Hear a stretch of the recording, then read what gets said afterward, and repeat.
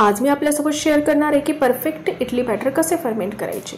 पण सगळ्यात आधी जर आपण माझ्या चॅनलला सबस्क्राइब केले नसेल तर प्लीज चॅनलला सबस्क्राइब नक्की करा।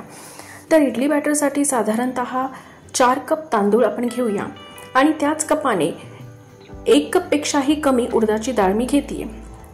डाळ आणि तांदूळ आपण एकत्रच भिजत घालणार आहोत।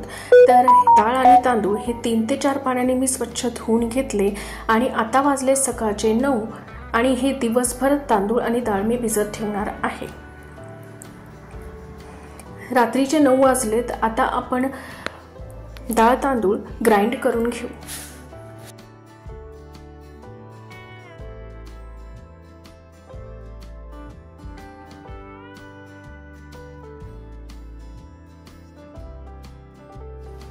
हे बघा, या कन्सिस्टन्सी मध्ये आपल्याला बॅटर हे ग्राइंड करून घ्यायचे आहे। चला आता सर्व ग्राइंड करून घेते।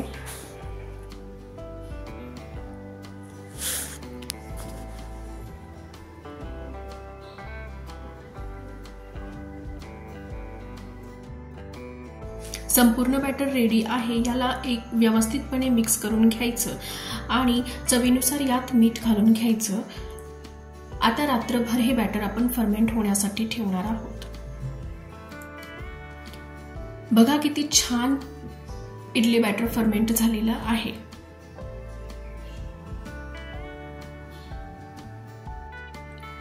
याला मिक्स करून घेऊया।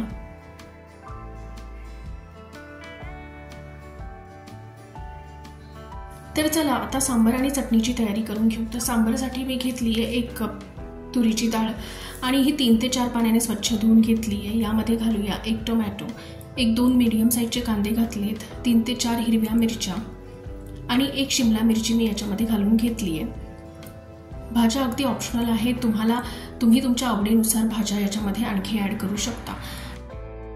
थोडी हळद आणि मीठ घालून 4 ते 5 शिट्ट्या येईपर्यंत डाळ शिजवून घ्यायची।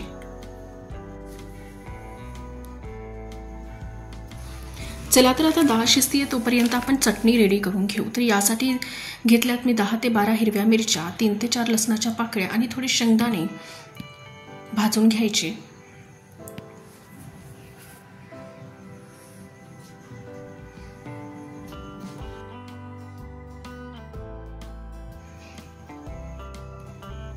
थोडी कोथिंबीर आणि मीठ घालून हे सर्व आपण ग्राइंड करून घेऊ।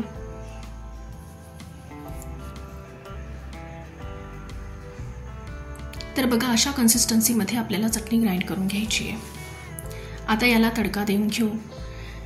तर तेलामध्ये मी थोडासा हिंग घातलाय, जिरे आणि मोहरी चांगली कडकडू द्यायची, थोडासा कढीपत्ता घालतीये,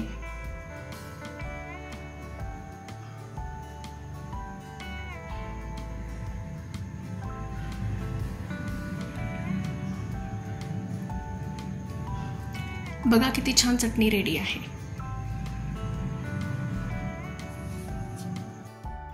चटणी रेडी आहे, सांबारही आपला शिजलेला आहे। तर चला आता इडली लावून घेऊया। तर इडली पात्राला चांगलं तेल लावून घेतेय।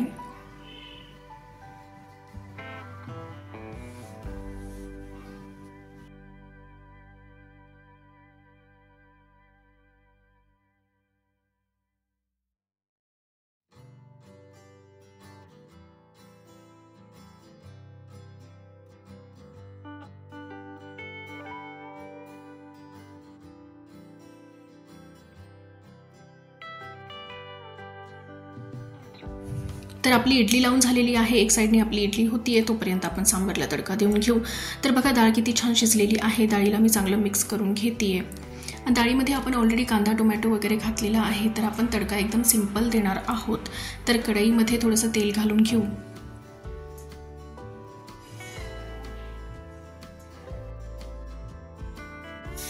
तेल गरम झालं की त्याच्यामध्ये थोडासा हिंग घालून घ्यायचा, 1 चमचा जिरं, 1 चमचा मोहरी, जिरे मोहरी चांगली कडकडू द्यायची,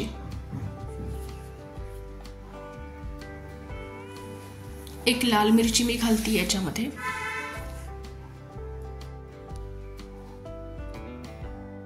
थोडा लसूण घालून घेऊ,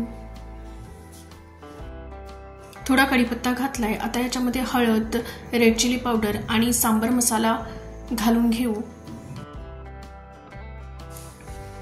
आणि लगेचच डाळ याच्यामध्ये ॲड करून घ्यायची। आता याला चांगली 5 मिनिटं उकळी येऊ देऊ। वरतून थोडीशी कोथिंबीर घालून घेऊ।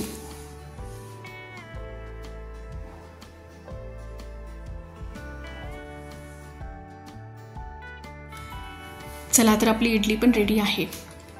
बघा इडली किती मस्त बनली आहे। पांढरी शुभ्र मऊ लुसलुशीत इडली रेडी आहे।